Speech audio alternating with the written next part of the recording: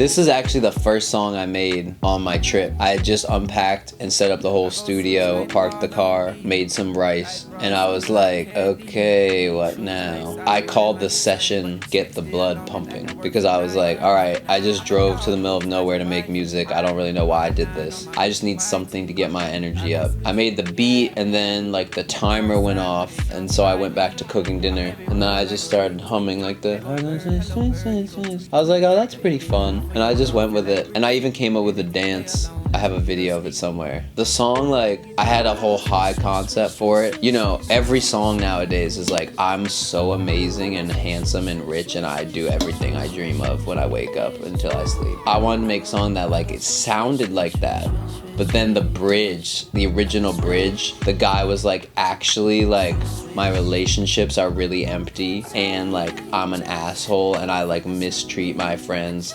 and I have unhealthy lovers and my life is falling apart. So it's like all a facade, but it felt too high concept. So I scratched the bridge, and then I had this open section in the song that I didn't know what to do with. I texted K-Camp and I was like, dude, I'm having trouble with this it's the last song on the project, and I'm having trouble figuring out what to do with this bridge section. And he was like, all right, send it to me. So I sent him with an open bridge. 3 hours later, he texted back, and I was like, dude, this is one of my favorite K-Camp verses I've ever heard. And he shouted me out in the song, and it touches my heart every time I hear it. I'm like, oh, I'm not gonna say anything, but just 2021, make sure you go see that new Space Jam movie.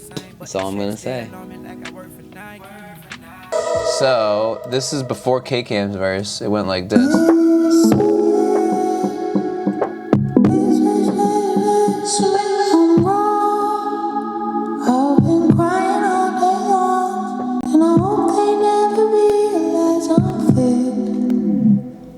I'm a fraud.